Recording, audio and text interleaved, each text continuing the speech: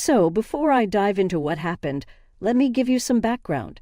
I'm a 17-year-old girl living with my 43-year-old mother, stepdad, and 2 step-siblings. I have a stepbrother, Jackson, who's a year older, and a younger stepsister, Emma, who's 2 years younger. We all attend the same high school, but we're not close and don't share any friends. My mother married their father after dating for nearly 5 years, and although their wedding was 3 years ago, we've been living together as a family for 6 years now. My own father passed away when I was very young, so I don't remember much about him. They weren't married, and his family didn't approve of my mother back then due to her reputation. Unfortunately, he was diagnosed with leukemia at 27, and by the time it was discovered, it was too late. He set up an education fund for me before he passed, which his lawyer managed until I turned 18.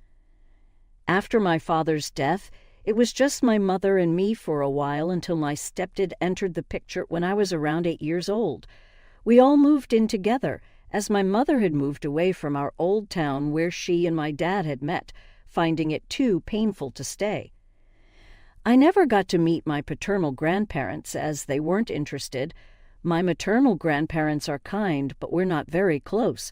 Moving in with my stepdad and his children gave me hope for a bigger, happier family, but reality fell short.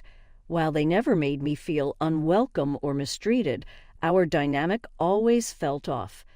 Despite living together, we never bonded like a real family. I tried to connect, but their enthusiasm was lacking, so I eventually stopped trying. We coexisted more like roommates than a family, and I've come to accept that reality without romanticizing it. My mother was treated differently by them. They welcomed her as part of the family. I felt excluded, like they were playing happy family with her, but not with me. I might be wrong, but I think it had to do with my stepdad's ex-wife, who was a nightmare. I've never met her, but she was a gold digger who left him nearly penniless. He had to rebuild his life and take care of my step-siblings after she abandoned them. Meeting someone like my mother, who was the opposite of his ex, must have been a relief for them. But I felt like an afterthought. I can't point to specific examples, but the vibes were always there. Despite being part of the family, I never felt like I belonged. I told myself I was overthinking, but the feeling persisted. I was jealous that my mother had found her place while I was still on the outside. Over the years, I started to resent them because I felt left behind. I never brought it up because it seemed petty. I didn't want to make a big deal out of it. That's just how life was. I wasn't okay with it, but I was content. Now, a couple of days ago, I started looking for colleges since I'm graduating soon and need to start sending out applications. I wasn't worried about money because my mom had always told me there was a fund set aside for me. But a few days ago, she said she needed to talk. My stepfather hadn't saved money for his kids' college, so she wanted me to share my college fund with my step-siblings. Jackson had taken a gap year and was starting college the same time as me. Legally, my mom couldn't control the funds. My father's will stated that I had control over the money once I turned 18. Honestly, I didn't want to share. I didn't see my step-siblings as family, and I wanted to use the money for myself. It could help me get a head start, like getting my own apartment, until I started earning. I had already saved a lot since I went to public school, and I was a good student hoping for a scholarship. I told my mom I wouldn't share the funds. If Jackson wanted to go to college, he could get a student loan like millions of other kids. My mom called me selfish, and I didn't disagree. I was being selfish, and I thought it was fine because I didn't consider my step-siblings family. That's when she started screaming at me. She couldn't believe I didn't think of them as family. The double standards were crazy. They had treated me like an outsider for years, but I was supposed to see them as family. I tried to stay calm, but she kept yelling, calling me ungrateful. I waited for her to finish and told her that screaming wouldn't change my mind. It would just push me further away. My mom calmed down a bit, and I hoped we could have a rational discussion. But I forgot that in that household my feelings didn't matter. Only their happiness did. After she calmed down, she gave me a week to decide. If I didn't agree, she said she'd have to kick me out of the house. I thought she was joking. It seemed ridiculous, but she wasn't. My birthday was less than a month away, and soon she wouldn't be legally obliged to let me live there since I wouldn't be a minor anymore. If I didn't agree to share the college fund my father had set aside just for me with my step-siblings, I'd be out on my own. I could hardly believe my own mother would put me in such a difficult position for the sake of my step-siblings when I was her flesh and blood. She told me to think it over carefully because this decision could cost me everything, then she left the room. I sat there, trying to process what she said. It was incredibly insulting to be treated that way by my own mother. That day, I decided I was going to get out of this house, no matter what. I started talking to my friends, telling them I needed help finding an apartment because I planned to move out by my 18th birthday. I explained everything my mother had said and the urgency of the situation. I knew that once I turned 18, I'd get all the money and control how I spent it. Yes, I'd have to budget carefully and choose my degree and college wisely, but it was worth it. I'd finally be able to move out and live on my own instead of putting up with my family or forcing them to tolerate me. After that conversation with my mother, it was clearer than ever that I wasn't welcome in that house. I really had been an afterthought all these years. A couple of days passed, and a friend told me she had spoken to her cousin, who was applying to the same college as I was. We had an interest in the same field, so it seemed like a good lead. I wanted to live in an apartment to be independent from the start. My friend suggested I connect with her cousin, who was also planning to live in an apartment, so we could share one if we ended up at the same college. It seemed like a great idea, so I reached out to her cousin right away. We discussed everything, and I shared my situation with her. She was very understanding, and I could tell we'd get along well. With that sorted out, my next concern was where to live until college started, which was still a few months away. Luckily, my friends offered to let me stay with them until then. It was a bit of a messy and risky plan, but anything was better than living with my mom and her family after our big fight. They were treating me horribly, not by being outright mean or abusive, but by completely ostracizing me.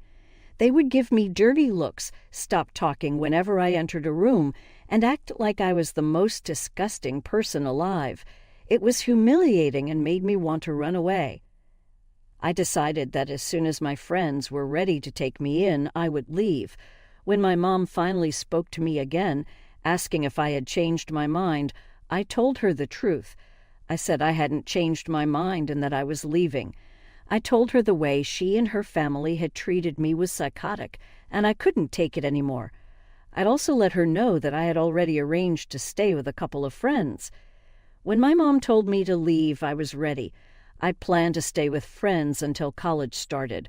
I told her I never wanted to see her again, so kicking me out didn't faze me. When she started yelling and calling me selfish and ungrateful, I left without hesitation, but I wasn't done with my plan. During my time alone in my room, I thought about how to get back at her. Since marrying my stepfather, my mom's life changed for the better, but mine didn't. She didn't seem to care about my struggles because she was happy with her new family. I tried to be supportive, but it was clear she prioritized her stepkids over me. Her treatment made me feel awful, and I was determined to make sure she faced consequences. Once I left, I decided to expose her. I waited a week before going online to ensure she couldn't reach me. I posted about how she screamed at me for not contributing to my step-siblings' college fund, even though they never treated me like family. My mom only had a problem with my behavior when it mirrored theirs. I highlighted her double standards and how she forgot about me after remarrying. I called her the most selfish person I knew for demanding I share the money my father left me. I would have considered it if my step-siblings were ever kind to me, but they weren't. I vented all my frustration in that post, knowing it would impact my mom since many of my followers were my father's friends and their kids. At that moment, I didn't care. She'd been my only source of support and happiness, and choosing her new family over me felt like the ultimate betrayal. I was deeply hurt, so I posted without thinking about the consequences. As expected, it spread widely, and my mother was devastated. She's well known, so gossip spread fast. She tried to contact me, but I avoided her calls and texts. Her messages made me feel worse, saying she never expected this from me, that I was unkind and not like she raised me. She even invoked my late father, saying he'd be disappointed. I felt awful, questioning my actions. Now I'm unsure if refusing to share my college fund was right or if I should reconcile with my mother.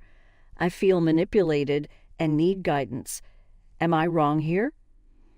Update. Thank you for the supportive messages. They helped me see clearly.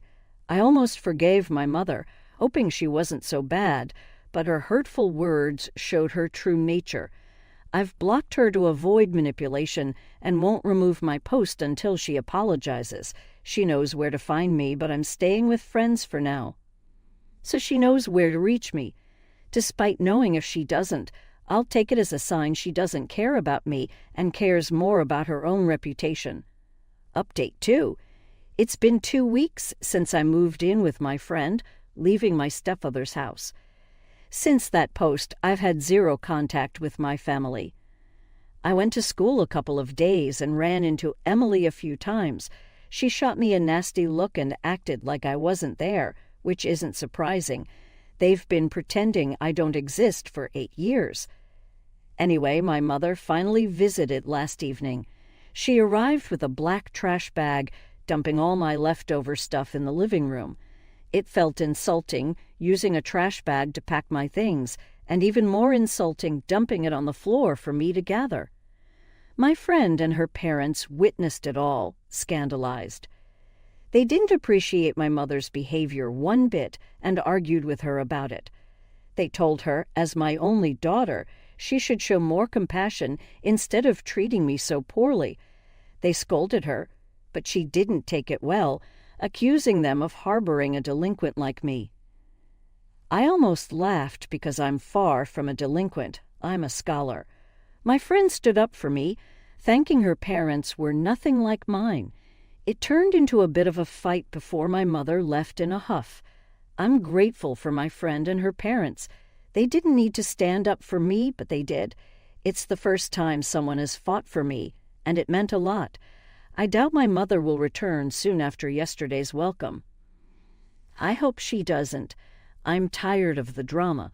I want to move on and start anew, but I can't if she keeps showing up.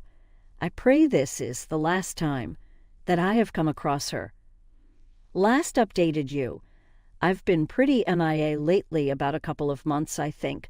But it's not without reason. I've been busy applying to colleges and aiming for that scholarship. All that hard work paid off. I got into my top choice school. And remember that plan I mentioned a while back? Well, it's all falling into place. My friend's cousin, who was also applying to colleges, got accepted here too. We've decided to rent an apartment together. She's awesome, and being my friend's cousin is just a bonus. It means I can stay connected with everyone. Emotionally, it's been tough these last few months, but my friends really helped me through it all. I'm so thankful to have them. They're like family to me now. Despite trying to avoid relying on friends for emotional support before, I realize now how much they mean to me. Seriously, I couldn't have come this far without everyone's support, including all of you who reached out with such kind messages. It's funny how strangers on the internet sometimes provide more support than my own mother, who hasn't even bothered to text me since I moved out. But that's all behind me now. I'm focused on a fresh start here and excited for